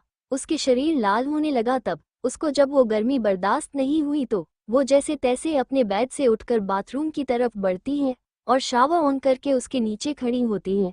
फिर भी उसे अपने शरीर पर उस अग्नि का ताप महसूस हो रहा था। उसकी कोई भी शक्तियां इस वक्त काम नहीं कर रही थी। उसकी शक्तियां बेहद कमजोर हो गई थी। उसने अपने शक्तियों का इस्तेमाल राजस्थान को नॉर्मल करने के लिए किए था, जिस अब वो ज्यादा कमजोर हो गई थी। वही दूसरी तरफ शिव, जो अपने रूम में बैठकर अपना ऑफिस का काम कर रहा था, उसे जब महसूस होता है उसकी जान किसी खतरे में है, तो वो अपना लैपटॉप बंद करके अपने रूम की अच्छे से लॉक करके अपनी शक्तियों का इस्तेमाल करके श्रेया के सामने पहुंच जाता है। वो जब अपने सामने श्रेया को दर्द से तड़पते हुए शावर के नीचे खड़ा देखता है तो उसे अपने दिल में कुछ चुभता सा महसूस होता है। वो आसानी से देख सकता था कि श्रेया का पूरा शरीर लाल पड़ गया है। वो जल्द से श्रेया के पास शावर के नीचे खड़े होकर श्रेया को अपने बाहों में खींच लेता है। श्रेया को शिव के बाहों में आते ही आराम मिलता है। वो अपना हाथों से कस के शिव को पकड़ लेती हैं। दोनों ही काफी देर तक एक दूसरे को पकड़े हुए ही शावर के नीचे खड़े हो जाते हैं। श्रेया के हाथों से उसकी सारी मेहंदी धुल चुकी थी। इस वक्त उसके मेहंदी का कार गहरा चढ़ा हुआ था। वही शिव ने भी अपने हाथ में श्रेया का नाम लिखा था। दोनों के ही मेहंदी का एक दूसरे से टच होते ही सितारा के अग्नि का ताप श्रेया से धीरे धीरे कम होने लगता है। वही सितारा अपने प्लान को असफल होता देख गुस्से में आ जाती है। उसे कुछ समझ ही नहीं आ रहा था ये सब कैसा हो गया। वो अच्छे से जानती थी उसके इस वार का कोई तोड़ नहीं है, तो फिर कैसे कैसे उसका ये वार खाली गया। वही सितारा ने श्रेया पर जो अपनी काली शक्तियों से वार किया था वो अब उस पर ही भारी पड़ने वाला था। सितारा फिर से अपनी दूसरी उंगली पर कट लगा अपने खून की आहुति देती है, पर इस बार उसका असर उल्टा हो जाता गई। श्रेया के हाथ में लगी मेहंदी और शिव के हाथ में लगी मेहंदी की वजह से उस अग्नि का ताप का असर श्रेया पर नहीं होता, बल्कि उस अग्नि के ताप का उल्टा असर सितारा पर होता है। उसका शरीर किसी तापती हुई बटी की तरह टोने लगता है, जिससे उसकी बंद हो चुकी आंखें एक जाती साथ खुलती हैं, जो कि इस वक्त खून के कॉलर जितनी लाल हो गई थी। सितारा बीच में ही वहां से उठकर जल्दी से अपने कमरे में चली जाती है और शावर के नीचे खड़ी हो जाती है, पर फिर भी उसे गर्मी से राहत नहीं मिल रही थी। इस वक्त उसका पूरा शरीर लाल पड़ गया था। उसको असहनीय पीड़ा हो रही थी। उसे समझ में नहीं आ रहा था कि उसके साथ क्या हो रहा है। उसका पैतरा उसी पर उल्टा कैसा बैठ गया, पर अब जो भी हो उसे इस पीड़ा को सहना ही होगा। उसे अच्छी तरह से पता था अब उसे 3 घंटे इस दर्द को सहना ही होगा, इसलिए वो वैसे ही अपने पीड़ा को सहती हुई शावर के नीचे खड़े होकर अपनी आंखें बंद कर देती है। उसके शरीर पर जगह जगह पर जलने के निशान दिखाई देने लगे थे, जो कि अग्नि के ताप के वजह से दिख रहे थे। वहीं दूसरी तरफ श्रेया नॉर्मल हो गई थी, पर अब उसे ज्यादा देर तक ठंडे पानी में खड़े रहने की वजह से अब उसको ठंड लगने लगी थी। श्रेया की शक्तियां इस वक्त काफी कमजोर थीं, जिस वजह से उसे अपने शरीर में काफी कमजोरी महसूस हो रही थी। शिव को जब एहसास होता है कि श्रेया अब पहले से ठीक है, तो वो राहत की सांस लेता है, पर जब उसका ध्यान उसके ठंड से कपते हुए शरीर पर जाता है तो वो जल्दी से शावर बंद कर देता है और श्रेया को खुद से अलग करके एक चेहरा अपने हाथों में भरकर उससे कहता है, जान आप जल्द से अपने कपड़े बदलो, मैं बाहर हूँ, आपको ठंड लग रही है। ज्यादा देर ठंडे पानी में खड़े रहने की वजह आपकी तबीयत और खराब हो जाए, उससे पहले जल्दी से कपड़े चेंज करो। इतना कहकर वो श्रेया से दूर होकर बाहर जाने ही वाला तब कि श्रेया इसका हाथ पकड़ लेती है, जिससे शिव अपनी जगह रुक जाता है और उसकी तरफ देखता है तो श्रेया अपने पीले पड़े हुए चेहरे के साथ ना में सर हिलाती है और शिव को हग करती है। उसके ऐसे करने से शिव उसको अच्छे से अपनी बाहों में लेता है, फिर अपनी आंखें बंद करके खोलता है तो श्रेया और उसके दोनों के ही कपड़े बदल चुके थे, जिसे देखकर शिव के चेहरे पर स्माइल आ जाती है। गिले कपड़े चेंज होने के बाद शिव श्रेया को अपने बाहों में उठाकर बाथरूम से बाहर लाकर बेड पर आहिस्ता लेटा देता है और फिर दूसरी साइड से उसके पास लेट जाता है। दोनों को अच्छे से कवर करके वो श्रेया को अपनी बाहों में भरकर लेट जाता है। इस वक्त शिव के मन में बेहद कुछ चल रहा था, पर उसके चेहरे पर कुछ भी शो नहीं हो रहा था। वो श्रेया के बालों को सहला रहा था। श्रेया किसी बिल्ली के बच्चे के जैसे उससे चिपकी हुई थी। वो अभी भी हल्की हल्की कांप रही थी, जिसे महसूस कर शिव श्रेया से अलग होकर अपनी शर्ट निकाल देता है और श्रेया के ऊपर आकर श्रेया का चेहरा अपने चेहरे के सामने करके उसके होठों पर अपने होठों को रख देता है और उसे प्यार से किस करने लगता है, जिसमें श्रेया भी उसका साथ दे रही थी। कुछ ही समय में श्रेया शिव के शरीर की गर्मी की वजह से कांपना बंद कर देती है। उसका बॉडी टेम्परेचर नॉर्मल हो गया था। शिव ने अपनी हद प्यार नहीं की थी। दोनों हो एक दूसरे को किस करते करते वैसे ही दो गए थे। शिव अपना चेहरा श्रेया के सीने पर रखकर सो गया था। वहीं दूसरी तरफ सितारा की हालत वक्त के साथ और भी खराब हो रही थी। उससे उस अग्नि का ताप सहन ही नहीं हो रहा था, जिस वजह से अब उसकी दर्द से चीखें निकलने लगी थी, क्योंकि उस रूम में ही कैद होकर रह गई थी। वहीं बाहर जहां पर इस वक्त यज्ञ चल रहा था, वहां पर शकीरा अपनी आंखें खोलकर देखता है तो उसे वहां पर राजकुमारी शकीरा कहीं नजर नहीं आती, जिसे देखकर वो उसे ढूंढने को अपनी जगह से उठ जाता है। शकीरा राजकुमारी सितार को ढूंढते ढूंढते जब उसके कमरे में आता है तो उसे वहां और कहीं भी राजकुमारी सितारा नजर नहीं आती। वो वहां से जाने ही वाला था कि उसे बाथरूम का डोर खुला दिखता है, तो वो वहां जाकर देखता गई तो अपने सामने का नजारा देखकर उसकी आंखें खुली खुली रह जाती हैं। शकीरा जब राजकुमारी के कक्ष में एंटर करता है तो उसे वो वहां पर कहीं भी नहीं दिखती, इसलिए वो उस कक्ष से बाहर जाने ही वाला था कि उसकी नज़र बाथरूम के खुले हुए डोर की तरफ चली जाती है। वो वहां जाकर देखता है तो उसकी आंखें खुली को खुली रह जाती हैं। उसके सामने राजकुमारी सितारा नीचे फर्श पर बेहोश पड़ी थी। उसके ऊपर शावर का पानी गिर रहा था। राजकुमारी सितारा की बॉडी लाल पड़ चुकी थी, कहीं जगह तो जपने के निशान साफ देखे जा सकते थे। शकीरा राजकुमारी की हालत देखकर अपने जगह पर ही जम गया था। उसकी हिम्मत ही नहीं हो रही थी आगे बढ़ने की, पर वो जल्द ही खुद को संभल लेता है और राजकुमारी सितारा को अपनी गोद में उठाकर बाथरूम से बाहर बेड पर लेटा देता है। अपनी शक्ति योग का इस्तेमाल करके वो राजकुमारी के सारे घाव भर देता है और उसके गीले कपड़े भी सुखा देता है। उसके बाद वो राजकुमारी सितारा के माथे को छूकर चेक करता है कि अब इनका शरीर गर्म तो नहीं है। जब उसे सब ठीक लगता है तो वो राहत की सांस लेता है। कुछ ही समय में राजकुमारी सितारा को होश आ जाता है। वो अपनी आंखें खोलकर अपने आसपास देखती है तो उसे अपने पास ही शकीरा खड़ा हुआ दिखाई देता है, जिसे देखकर वो उसे अपने पास आने का इशारा करती है। शकीरा उसके बेड के पास आकर खड़ा हो जाता है। इस वक्त राजकुमारी सितारा बेहद ही कमजोर हो गई थी, साथ में उसे इतनी देर पानी में रहने से अब हल्की हल्की ठंड भी लगने लगी थी। वो शकीरा को अपने बेड के आपस खड़ा हुआ देखती है, जो उसी की तरफ देख रही था। उसकी आंखें जो हमेशा कठोर रहती थी, आज वैसे नहीं थी, उसमें कुछ तो अलग था जिसे सितारा समझ नहीं पा रही थी। वैसे भी सितारा अभी कुछ भी सोचने समझने की हालत में नहीं थी।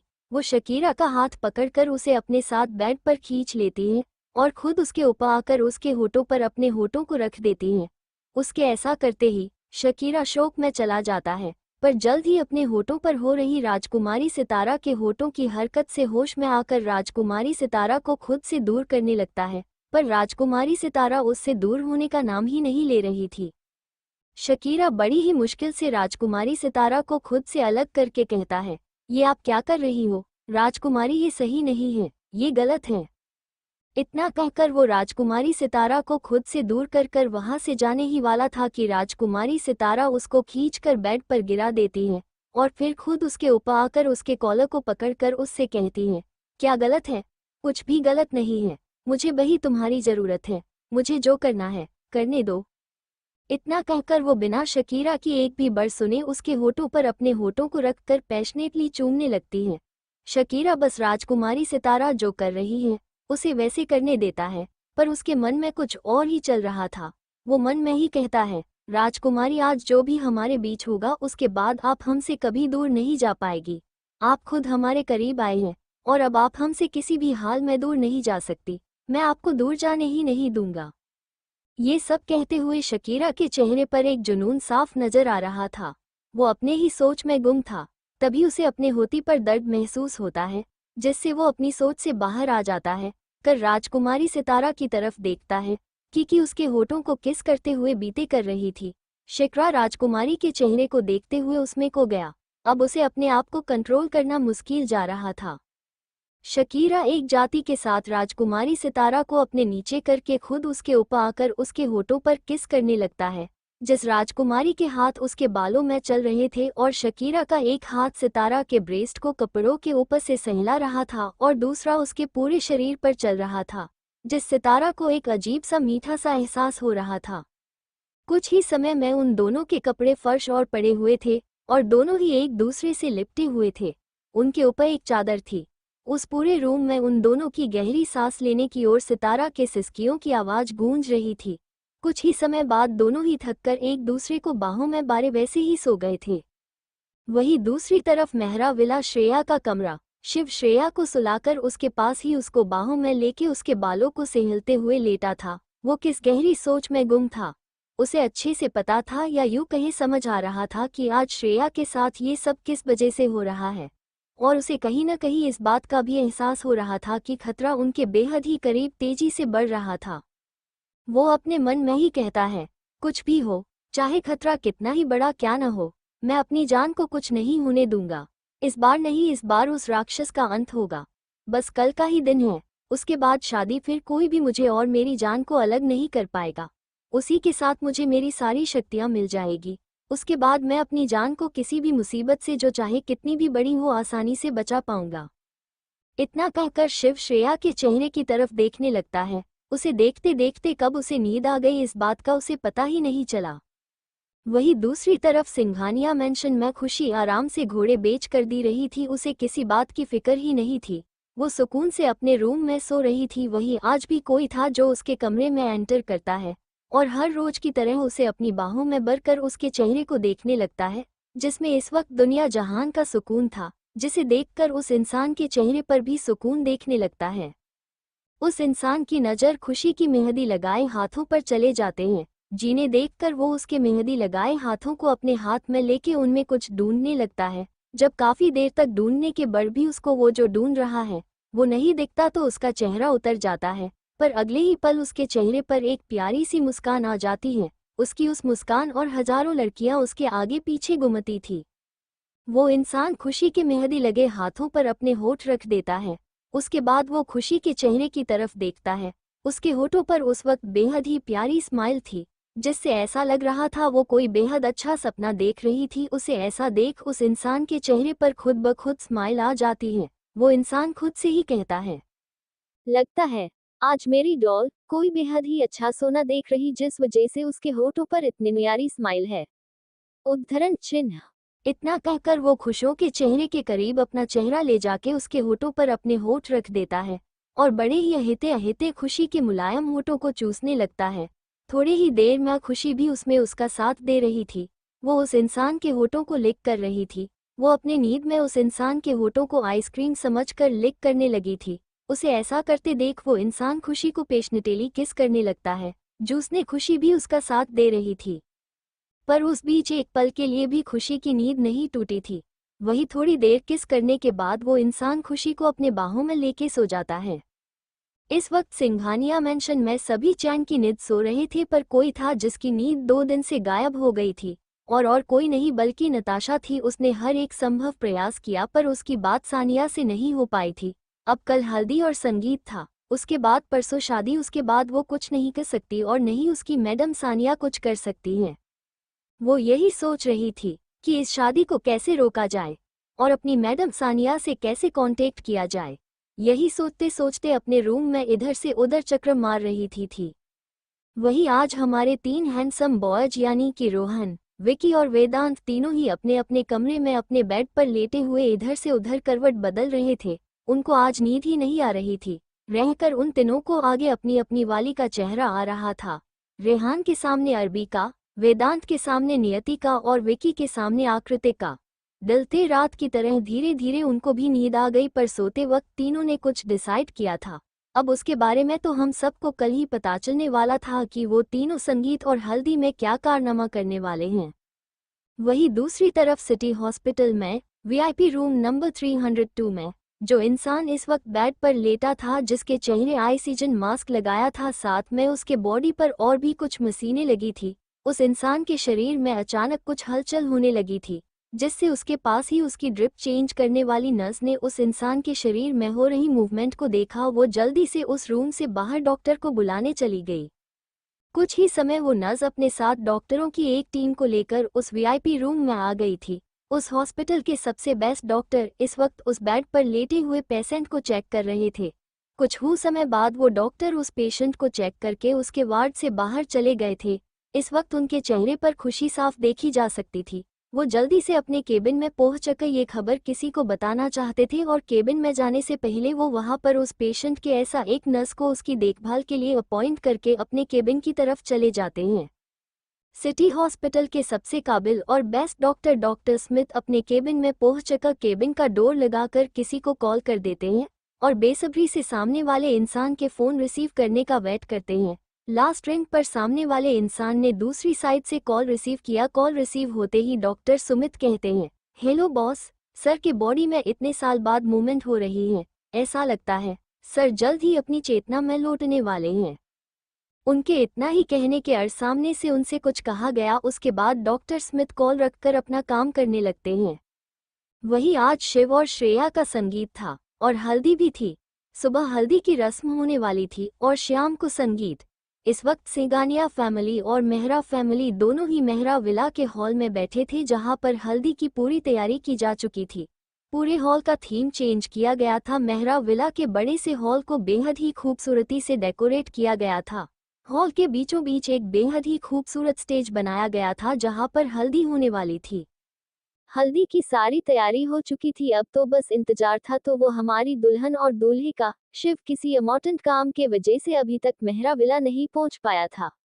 वही श्रेया को श्रेया के रूम में खुशी, नियति, आकृति और आरवी ने मिलकर बेहद ही अच्छी तरह से तैयार किया था, जिससे श्रेया आज बेहद खूबसूरत लग रही थी। श्रेया ने आज पीले कलर की बेहद ही खूबसूरत साड़ी ओढ़नी थी, जिसका ब्लाउज पिंक कलर का था। श्रेया ने अपने बालों की हेयर स्टाइल करके खुला छोड़ा था। श्रेया ने आज पीले कलर की बेहद ही खूबसूरत साड़ी ओढ़नी थी, जिसका ब्लाउज पिंक कलर का था। श्रेया ने अपने बालों की हेयर स्टाइल करके खुला छोड़ा था। माथे पर पीले कलर के फूलों का मान टीका लगाया हुआ था। हाथ में पीले कलर की छड़ी थी। गले में फ्लोरल ज्वेलरी थी। चेहरे पर लाइट मेकअप। इन सब में श्रेया बेहद ही खूबसूरत लग रही थी। और उसकी के पास बैठी हुई खुशी, नियति, आकृति और आरवी चारों भी कुछ कम नहीं लग रही थी, पर श्रेया से थोड़ा कम। उन चारों ने भी येलो कलर के लहंगा चोली पहनी थी, बस हर एक के लहंगे के शेड्स का कलर अलग था। जहां खुशी ने डार्क येलो कलर का लहंगा पहना था, वही आकृति ने लाइट येलो कलर का, वैसे ही अरबी और नियति ने भी मीडियम येलो कलर का लहंगा और साथ में चारों ने अपने लहंगे से मैच करती हुई फ्लोरल ज्वेलरी पहनी थी। कुछ ही देर में सिया जी उन सबको नीचे बुलाने के लिए आती है। वो जैसे ही रूम में आती है और श्रेया को देखती है, जो उस वक्त हल्दी के लिए तैयार हुई बैठी थी, जो उस वक्त बेहद ही खूबसूरत लग रही थी। उसे देखकर दिया जी की आंखें नम हो जाती हैं, पर वो जल्दी ही अपनी आंखों की नमी छुपाकर श्रेया के पास जाके अपने आंखों से काजल निकालकर उसके कान के नीचे काला टीका लग देती है और कहती है, मेरी लाडो को किसी की भी नजर न लग जाए, आप बेहद खूबसूरत लग रही हो। श्रेया उनकी इस बात पर मुस्करा देती है, फिर सभी साथ में नीचे चले जाते हैं। वही शिव भी अब तक मेहरा विला आ चुका था। वो इस वक्त अपने स्थान पर बैठ गया था और श्रेया का ही इंतजार कर रहा था। आज उसने श्रेया के साड़ी से मैच करता हुआ ही कुर्ता और पैंट पहनी हुई थी और बाकी सारे बॉयज भी उसके आसपास ही थी और उन्हें भी आज अपनी अपनी वाली की ड्रेस मैचिंग ड्रेस पहन था। शिव की नज़र जब अपने आपस आती हुई श्रेया के ऊपर गई तो उसकी नज़र श्रेया के खूबसूरत चेहरे पर ठहर सी गई। वो अपने आप से ही कहता है, जान पता नहीं आपने मुझ पर कौन सा जादू किया है। आपको किसी भी रूप में एक बार देखते ही नज़र आपसे हटने का नाम ही नहीं लेती। वैसे आप बेहद ही खूबसूरत लग रही हैं, केरी पसंद की हुई शादी में। श्रेया जब शिव के पास में आकर बैठती है तब कई शिव अपने होश में आता है। इस वक्त उसके चेहरे पर हल्की सी स्माइल थी। वही हमारे रोहन, वेदांत और विकी तो अपनी अपनी वाली को एक टक निहारे जा रही थी और उनके ही ऐप्स खड़ी हुई खुशी अपने वाले को प्यार से निहार रही थी कि किसी से फोन पर बात एक रहा था। शिव अपने ऐप्स बैठी श्रेया की तरफ हल्का सा झुक कर उसके कान में कहता है, जान आप आज बेहद खूबसूरत लग रही हो इस साड़ी में। मैंने जितना सोचा था उससे कहीं ज्यादा आप इस सदी में खूबसूरत दिख रही हैं, जैसे ये साड़ी आपके लिए ही बनी है। शिव की बातें अपने कानों में पड़ते ही श्रेया के चेहरे पर लाली आ जाती है। थोड़ी ही देर में हल्दी की रस्म शुरू हो जाती है। सबसे पहले शिव को घर की सबसे बड़ी यानी कि दादी और दादी जी हल्दी लगें। उसके बाद बाकी सब एक एक करके जल्दी लगाने लगते हैं। बैकग्राउंड में बेहद ही खूबसूरत सॉन्ग चल रहा था जिस पर हमारी चारों लड़कियां डांस कर रही थी और उनको डांस करते हुए हमारे चार हैंडसम बॉयज अपनी अपनी वाली को प्यार से निहार रहे थे।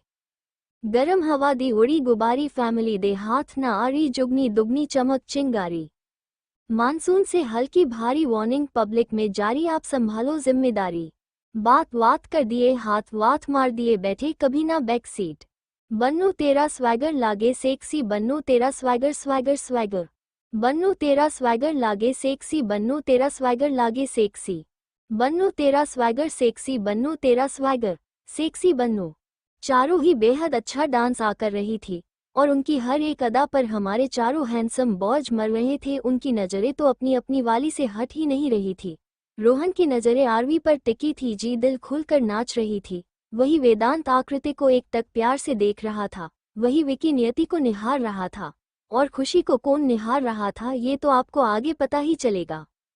गुड 36 गोल्ड है तेरे ना सिल्वर ना कॉपर, हाथ लगा दे जिस सब्जेक्ट पे उसमें निकले टोपर उड़ जाए, अपनी हवा थाम के पंख निकल आए प्रॉपर। भंगड़े पे एहसान है तेरा मान लिया, जो ऑफर सुने नहीं जिद करे करारी। उस पर ये होशियारी जुगनी दुगनी धार कटारी कटारी आरी जारी समझनी आरी। भागेगी गली में सारी कर लो जी भरपूर तैयारी, कूद फांद कर दिए छलांग मार दिए। दिखती नहीं रिलैक्सी बन्नो तेरा स्वैगर लागे सेक्सी। बन्नो तेरा स्वैगर सेक्सी बन्नो तेरा स्वैगर लागे सेक्सी। बन्नो तेरा स्वैगर लागे सेक्सी बन्नो तेरा स्वैगर सेक्सी। बन्नो तेरा स्वैगर। ऐसे ही वो चारों लड़कियां एक के बाद एक गाने पर डांस कर रही थी। उनको बाद में बोया भी ज्वाइंट कर लेते हैं। डांस करते करते थक जाने के बाद फिर इनकी हल्दी की मस्ती शुरू हो जाती है। सब मेहरा विला के बाहर वाले स्विमिंग पूल में एक दूसरे को गिरा रहे थे। उनकी ये मस्ती काफी देर तक चली। उसके बाद सब मेहरा विला में ही एक कमरे में चेंज करने चले गए। वही श्रेया अपने रूम में आकर डोर लॉक करके साइड वॉशरूम में अपने ऊपर लगी हल्दी साफ करने चली जाती हैं। वो कैसे ही बाथरूम में एंटर होती हैं और बाथरूम का डोर लॉक करके पीछे पलटती हैं तो उसकी चीख निकल जाती है, जो कि रूम से बाहर नहीं कर पाती क्योंकि रूम साउंड प्रूफ था। वो चीख रही थी कि तभी उसके मुंह पर कोई हाथ रख देता है। ये और कोई नहीं शिव ही था, जो श्रेया के कान के पास जाकर उसके कान में अपनी गर्म सांस छोड़ते हुए कहता है, जान आप चिल्ला क्यों रही हो, मैं ही हूँ। इतना कहकर वो श्रेया के मुंह से हाथ हटाकर उसके चेहरे को देखने लगता है जिसने उसके नाम की मेहंदी लगी थी। श्रेया शिव के अपने मुंह से हाथ हटाने के बाद मुंह बनाकर या से कहती है, आप ये पर क्या कर रहे हो, अगर किसी ने देख लिया ना तो सब क्या कहेंगे। आप जाइए, ये से मुझे नहाना है। शिव श्रेया को उसकी कमर से पकड़कर अपने आप से सटाते हुए उसकी नाकों में देखकर कहता है, कोई नहीं देखेगा, देखा आपने डोर टू लॉक किया है ना, और इस वक्त आपके रूम में, आपके इस बाथरूम में सिर्फ आप और मैं ही है, और मैं कहीं नहीं जाने वाला। आज हमारी हल्दी है और सबने आपको हल्दी लगाई, पर जिसकी हल्दी है उसने ही नहीं लगाई। मुझे अपनी जान को हल्दी लगानी है। उसके ऐसा कहने से श्रेया शिव की तरफ मासूमियत से देखकर पूछती है, पर आप जल्दी कैसे लगाएंगे, ये तो हल्दी है ही नहीं। उसकी मासूमियत पर शिव को इस वक्त बेहद प्यार आ रहा था। वो प्यार से श्रेया के गले को पाने हाथों से सहलाते हुए कहता है, आपको देखना है हम आपको हल्दी कैसे लगाते हैं। श्रेया अपना सर हाँ में हिला देती है। उसके ऐसे करते ही शिव अपना गाल श्रेया के गाल से लगा देता है जिसमें हल्दी लगी हुई थी। वो अपना गाल श्रेया के गाल से रब करते हुए कहता है, देखो हमारे गाल की हल्दी आपके गाल पर लग गई। ऐसे ही वो अपने दूसरे गाल को श्रेया के गाल पर रख देता है। उसके बाद शिव अपने साथ लाई हुई हल्दी अपने पॉकेट से निकलकर साइड में रखता है और उसमें से हल्दी निकलकर श्रेया की कमर पर एक देता है। उसके ऐसे करते ही श्रेया सिहर जाती है, साथ में उसकी पकड़ शिव कंधों पर कस जाती है। शिव अपने दूसरे हाथ में हल्दी लेके श्रेया को पलटकर उसकी खुली पीठ पर हल्दी लगाने लगता है, जिससे श्रेया अपनी साड़ी को अपनी मुट्ठी में भर लेती है। ये से ही धीरे धीरे बाएं श्रेया को पूरी तरह से अपने इनाम की हल्दी में रंग देता है। वहीं दूसरी तरफ इविल गैंग के लीडर ने शिव को अपने रास्ते से हटने के सारे इंतजाम आर लिए थे। वो कल शिव की शादी में कुछ बड़ा धमाका करने वाला था। उसकी वो अब बची हुई तैयारी कर रहा था। इविल गैंग का लीडर इस वक्त शहर से कुछ ही दूरी पर बंद पड़ी फैक्ट्री के अंदर एक चेयर पर किसी राजा की तरह बैठा था और उसके सामने उस वक्त 5 लोग थे। उन 5 लोगों में से एक आदमी इविल को कुछ ऐसा बताता है जिसे सुनकर इविल के चेहरे पर एक खतरनाक मुस्कान आ जाती है। इविल गैंग के लीडर के सामने उसके 5 सबसे भरोसेमंद आदमी खड़े थे। उन 5 आदमियों से एक आदमी इसे क्रेता है। बॉस, आपने जैसा कहा था वैसा सब कुछ ही गया है। इस बार आपके कहे अनुसार हमने सिंघानिया नहीं बल्कि मेहरा फैमिली को टारगेट किया है। उस शिव सिंघानिया की जान बसती है। उस मैना मैको की अब कल उसकी बीबी बन जाएगी। जब उन दोनों की शादी होगी उसके तुरंत बाद वहां और एक हमला होगा और सब वहीं पर ढेर हो जाएगा और कोई बचा तो भी मेहरा विला के अंदर हमारे आदमी पहले ही एंट्री ले चुके हैं। बस अब आपके हुक्म का इंतजार रहेगा। उस आदमी की बात सुनकर इविल के चेहरे पर एक खतरनाक मुस्कान आ जाती है। वो अपने आदमियों से कहता है, गुड जॉब, बट ध्यान रखना तुम लोगों पर या हमारे जो भी आदमी इस वक्त मेहरा मेंशन में गई, इन पर किसी को कोई शक न हो। वो शिव बड़ा चालक है, उसका थोड़ा सा भी शक हुआ तो तुम लोग कल का सूरज नहीं देख पाओगे। उसने इतना ही कहा था कि उस कमरे में किसी की आवाज आती है क्योंकि इविल गैंग के लीडर यानी कि इविल से कहा रहा था, क्या बात है इविल, तुम तो अपने दुश्मन को तारीफ करने लगे हो। उस इंसान की आवाज सुनकर इविल के चेहरे पर लंबी मुस्कुराहट आ जाती है और उसकी बात सुनकर वो अपने चेहरे की मुस्कुराहट वैसे ही बरकरार रखते हुए कहता है, वो क्या है ना दोस्त, जब दुश्मन टक्कर का हो तो, और वो सच में कबीले तारीफ हो तो तारीफ करना तो बनता है। उसकी बात पर वो इंसान इविल के गले मिलते हुए कहता है, हाँ बात तुम्हारी बिल्कुल सच है इविल। वो ससुरा शिव बेहद ही चालक आदमी है, जब क्या कर जाए किसी को कोई पता ही नहीं चलता, ही बार अपने दुश्मन की मात दे देता है। उस इंसान की बात सुन इविल अपने आदमियों को वहां से जाने का इशारा करता है और उस आदमी को अपने साथ उस खंडक के अंदर बने हुए दूसरे रूम में के जाता है जहां पर सिटिंग अरेंजमेंट की गई थी। दोनों ही वहां बैठ जाते हैं। इविल कहता है, पर इस बार वो मुंह की बल गिरेगा। इस बार देखना, उसको मैं संभालने का एक भी मौका नहीं दूंगा। उसको इस बार अपने रास्ते से हटा कर ही दम लूंगा। हर बार मेरे धंधे के बीच में टपक जाता है। उसकी बात सुनकर इविल के सामने बेटा दूसरा शख्स सीरियस फेस के साथ उससे कहता है, इविल को भी करना, सब्र कर, अपना हर एक कदम सोच समझ कर रखना। वो बहुत चालक है, मैं तुम्हें खोना नहीं चाहता, मैंने बेहद कुछ खोया है। इविल अपने जान से प्यारे दोस्त की बात सुनकर उससे कहता है, डोंट वरी, इस बार वो जिंदा नहीं बचेगा और नहीं मुझे कुछ होगा। थोड़ी देर दोनों ऐसे ही बातें करके या खंड से अपने विला निकल जाते हैं। दोनों ही साथ में ही रही थे।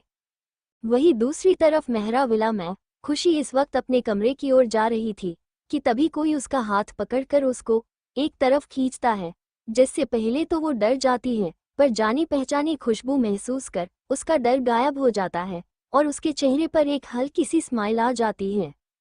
वो शख्स जिसने खुशी को खींचकर एक अंधेरे में कोन में ले गया था, कहाँ पर कोई आता जाता नहीं था, वो खुशी के चेहरे की स्माइल देखकर उसके कान के पास अपने होठों को ले जाके उसके कान में गर्म सांस छोड़ते हुए उसके कान से अपने होठों को टच कर उससे कहता है, डॉल आपको पता है आज आप कितनी खूबसूरत लग रही हो, मेरी तो ऐसे नजरें ही नहीं हट रही हैं। खुशी उस शख्स के ऐसे टच करने से पहले से सिहर रही थी और अब उसकी बात सुनकर और उसकी नजरें अपने ऊपर महसूस कर वो उसके सीने में अपना चेहरा छुपा लेती है, जिससे उस शख्स के होठों पर प्यारी सी स्माइल आ जाती है। खुशी ऐसे ही उसके सीने में अपना चेहरा छुपाते हुए से कहती है, आदि आप भी आज बेहद हैंडसम लग रहे थे।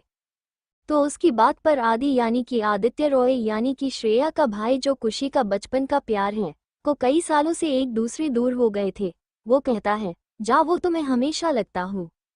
इसकी बात पर खुशी उसके सीने से अपना सर निकल कर उसके सीने पर अपने छोटे हाथों से मारते हुए उससे कहती है, इसका क्या मतलब हुआ, हम आपकी तारीफ कर रहे हैं और आप क्या कह रहे हो, एक मिनट, इसका मतलब हम सिर्फ आज ही आपको खूबसूरत लग रहे थे, हमेशा नहीं लगते। इतना कहकर खुशी आदित्य से नाराज होकर उसकी तरफ पीठ करके खड़ी हो जाती है।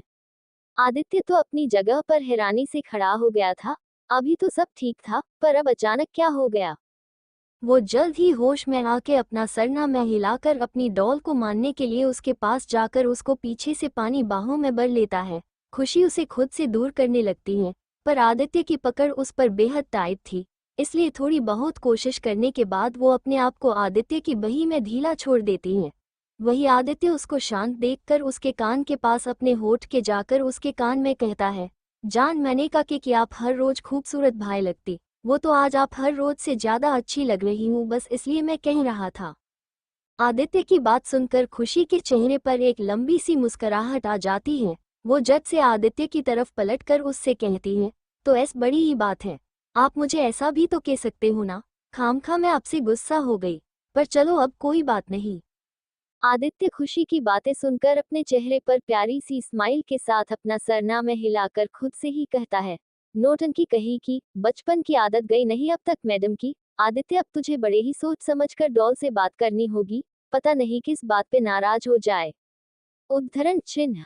खुशी आदित्य को अपनी ही सोच में कहीं गुम देखकर हिलाती है, जिस आदित्य अपनी सोच से बाहर आकर खुशी की तरफ देखता है, जो उसी को देख रही थी।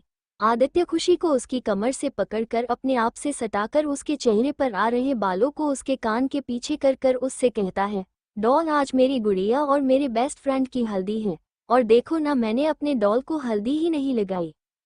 उसकी बात पर खुशी मुस्कराते हुए आदित्य से कहती है, आदि हमारी थोड़ी हल्दी है, वो तो भाई की और भाभी की है ना।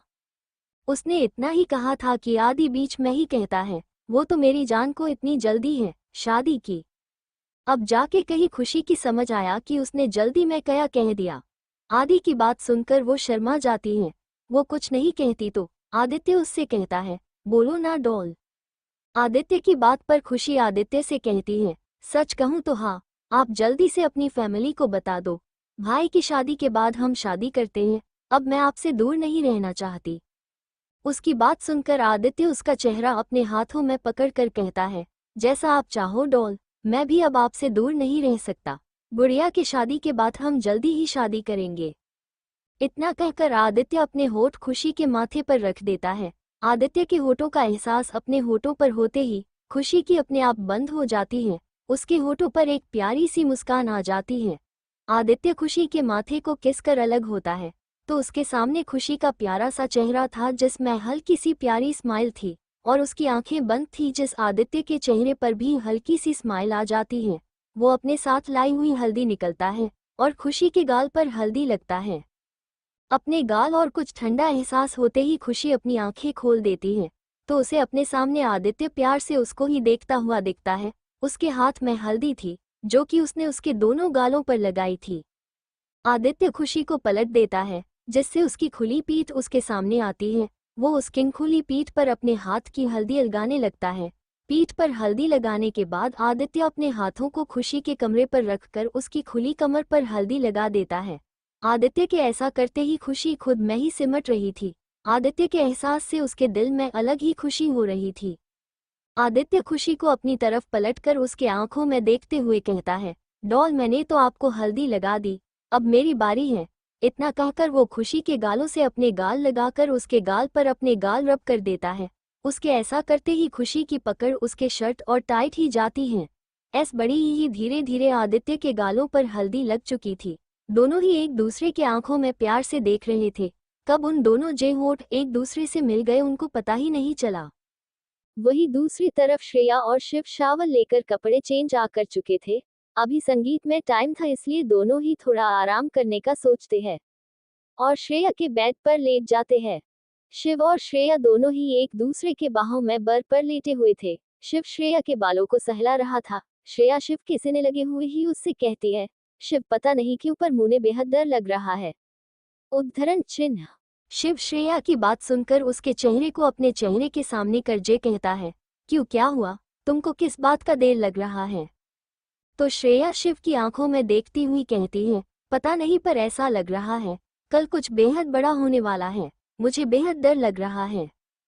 शिव श्रेया को अपने गले लगाए उसके बालों को प्यार से सहलाया हुए कहता है, कुछ नहीं होगा जान, मैं हूं ना, सब संभल लूंगा, आप परेशान मत हो, कल हमारी शादी है तो आप उस बारे में सोचिए, बाकी सब मुझ और छोड़ दो।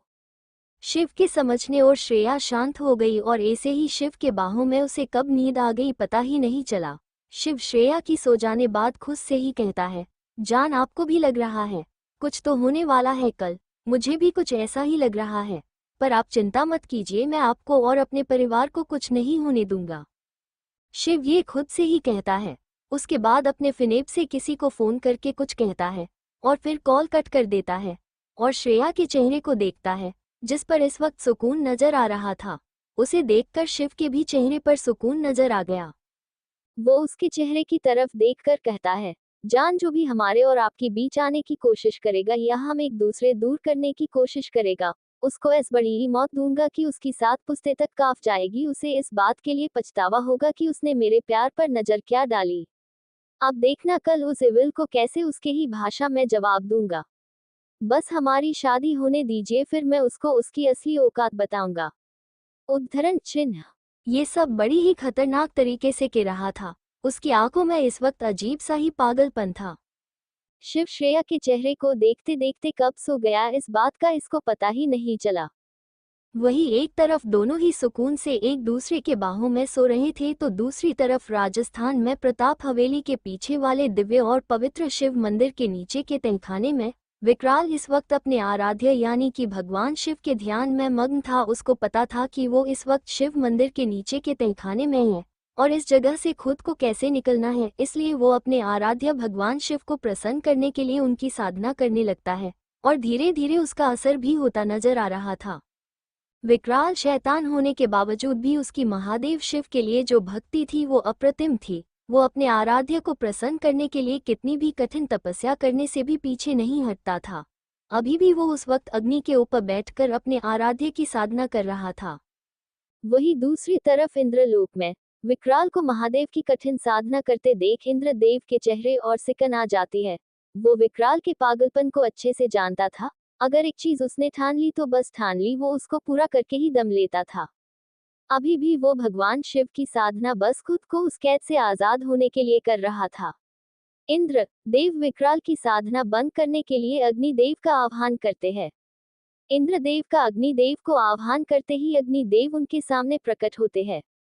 अग्निदेव इंद्रदेव को प्रणाम करके कहते हैं, क्या बात है इंद्रदेव, आपने हमारा आह्वान किया, कोई परेशानी की बात है क्या। अग्निदेव को अपने सामने प्रकट होता देख इंद्रदेव अग्निदेव से कहते हैं, प्रणाम अग्निदेव, आपको तहे दिल से शुक्रिया, हमारे आह्वान पर आप यहाँ आए। आपके कहे अनुसार परेशानी की बात तो है इंद्रदेव, आपको पता है शैतानों का शैतान विकराल पूरे 100 साल बाद फर्ज मानव रूप में जन्म लेकर पृथ्वी पर आ गया है और उस वक्त उसकी शक्तियां पहले से कहीं ज्यादा भयानक हैं।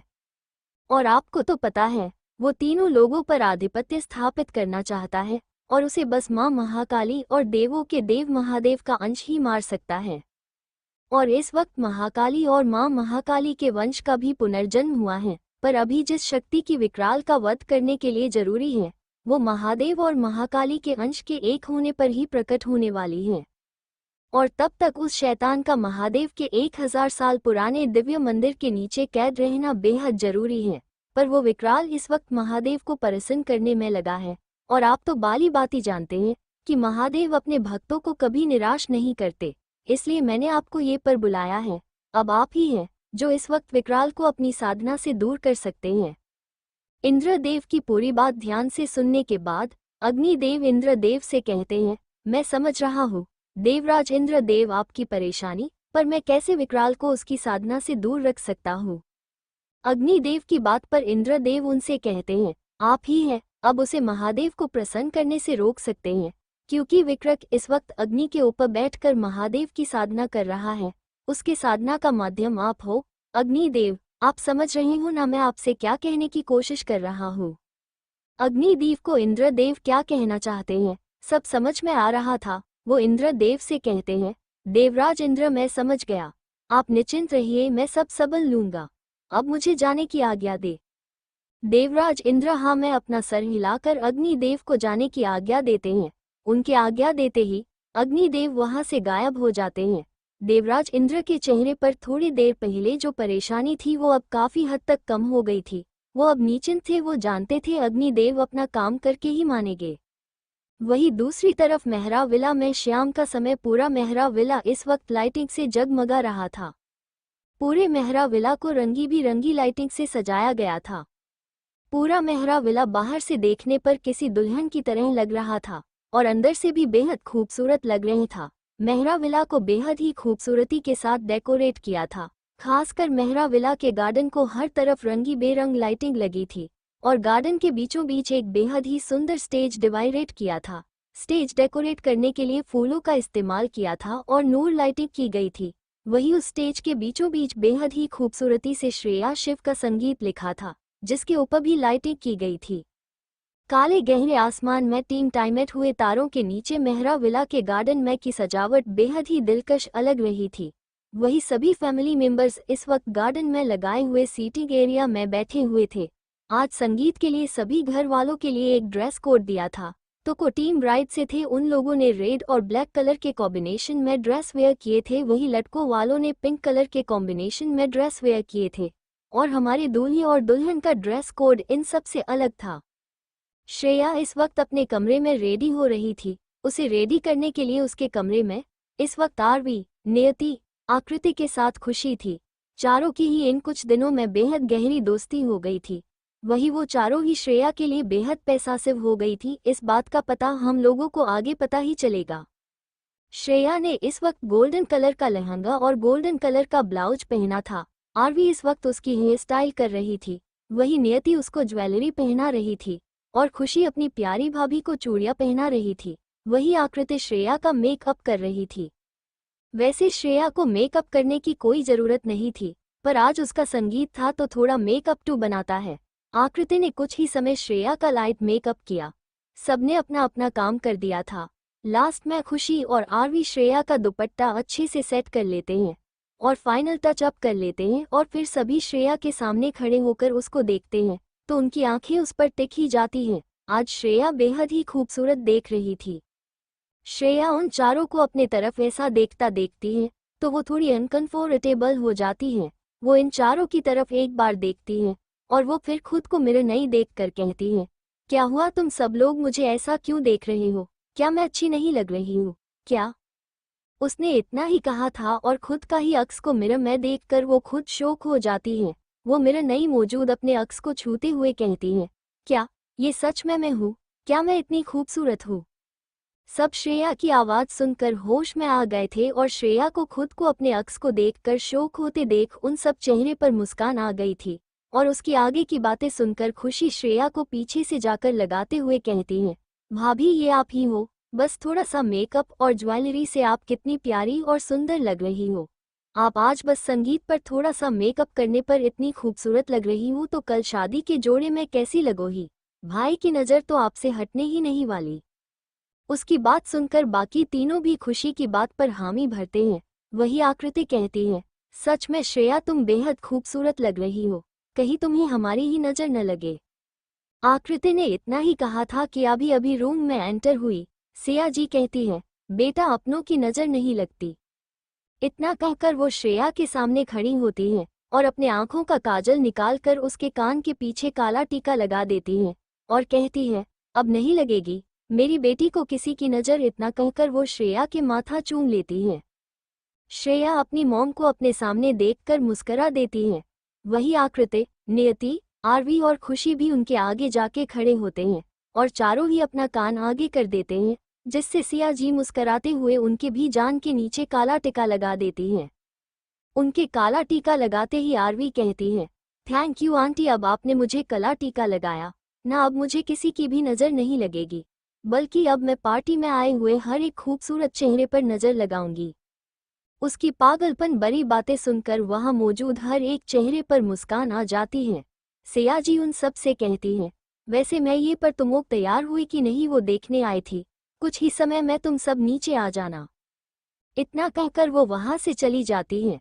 वहीं दूसरी तरफ शिव ने आज डार्क ब्राउन कलर का डिजाइनर कुर्ता और गोल्डन और व्हाइट विकेर के कॉम्बिनेशन की पैंट पहनी हुई थी, जिसमें वो कतई जहर लग रहा था। आज उसे देखकर संगीत में शामिल होने आया कई सारी लड़कियों का दिल टूटने वाला था। शिव ने अपने बालों को अच्छे से जेल से सेट किया था। एक हाथ में ब्रांडेड घड़ी पहनी हुई थी और दूसरे हाथ में बेहद ही सुंदर भगवान शिव का कड़ा पहना हुआ था। पैरों में ब्रांडेड बूट पहने हुए थे। आज शिव बेहद ही हैंडसम लग रहा था। शिव अब संगीत के लिए पूरी तरह से रेडी था और उसके साथ ही उसके तीनों भाई और उसका बेस्ट फ्रेंड जो जल्दी ही उसका सका बनने वाला था, यानी कि आदित्य रॉय, वो भी ब्लैक और रेड के कॉम्बिनेशन में आउटफिट पहने हुए था, जिसमें वो भी कुछ कम हैंडसम नहीं कह रहा था।